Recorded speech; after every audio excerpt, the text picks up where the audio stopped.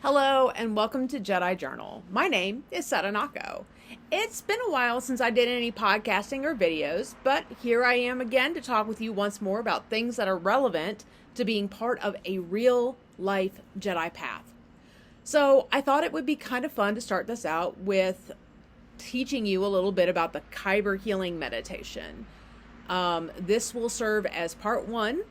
It's going to be a little bit of history and you're going to get a little bit of a lesson regarding the formation of the Kyber healing meditation. So this meditation is a distance healing meditation, and it is facilitated by myself or Rosalind Johnson over at the Jedi Community Action Network, which is something that we founded back in, I believe it's 2017. And as time went on, we started moving a little bit in towards, hey, why not do some healing? Introduce an opportunity for energy healing. So it started out as an idea to pull people from across the community together in order to bring healing energy to people who were affected by, I think it was Hurricane Laura. I can't really remember. I thought it was one hurricane, but then when I looked up the information around it, turns out that the timeline doesn't seem to match up with what I remember everything. So it is what it is, but it was one of the hurricanes that was running across the southern states. So Rosalind and I weren't really sure how we were going to do this.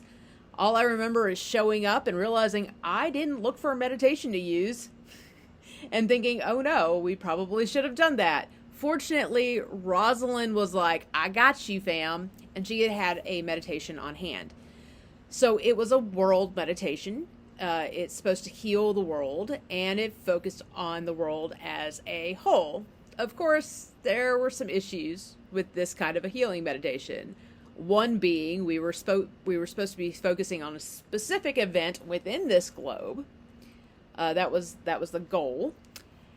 And this one literally was like you wrapped healing energy around the globe ball of the earth. And that just didn't seem to really hit with what we were trying to do. So the other problem was that as an individual, or a couple of individuals, it was really just me and her, I believe, this first time. There's only really so much we can do to reach at one time.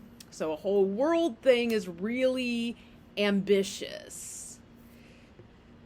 So when we got done with the meditation, I just happened to be walking across my pantry, and I was trying to think of how I was going to explain to Rosalind what the problem was that I saw with this, what the error in using this kind of meditation was.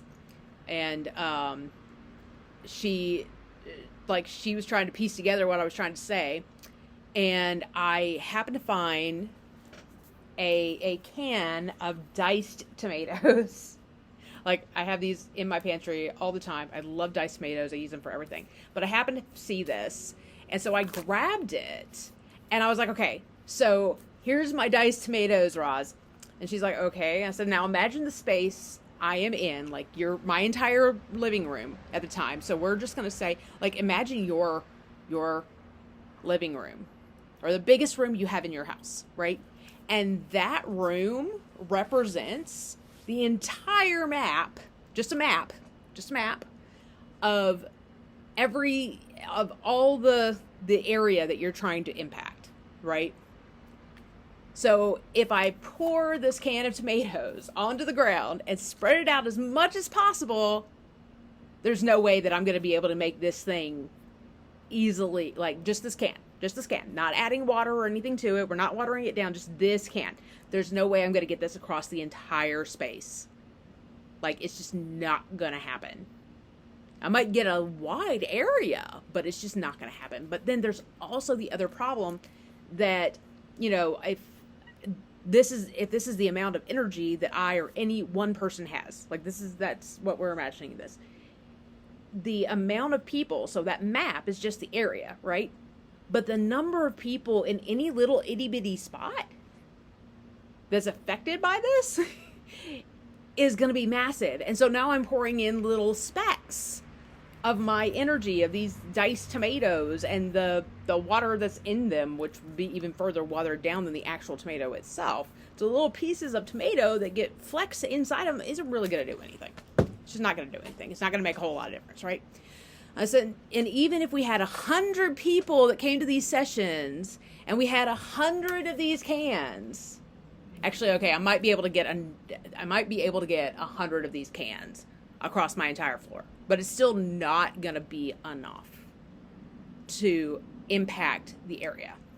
However, if I take my diced tomatoes and I pour it into one person, or even like part half and half into two people, then there's something that can be done.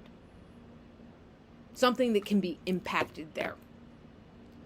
So my diced tomatoes now gets magnified by the fact that now I can pour all of my energy into one or two people. So, of course, this is true of life also, if we really think about it. And here's kind of the lesson with this. Our voices may reach far and wide, but in order to truly impact a person's ability to heal and transform, we need to give them our full attention. Work with them on an individual basis. Doctors do this by focusing on one patient at a time. I mean, could you imagine, just imagine how diminished a surgeon's work would be if they were running 2 surgeries simultaneously? It would be a disaster. In psychological settings, we may be able to affect a group of people all at once, but they also need someone that they can go to one-on-one. In a 12-step program, you get assigned an accountability partner who will get to know you and help you through your recovery process. See, humans may be social creatures, but we're also a species which values exclusive companionship. And I don't mean in relationships. I mean in certain aspects of our lives, we want to share certain things with some individuals, and sometimes we don't want to share it with others. Sometimes we even want to share that information with a stranger who we never have to talk to again, ever. And they don't have to worry about what we're going through, and we don't have to worry about what they think of us. So, this is kind of the introduction to the mini-series. Thank you for joining me as we work towards awakening the Jedi within.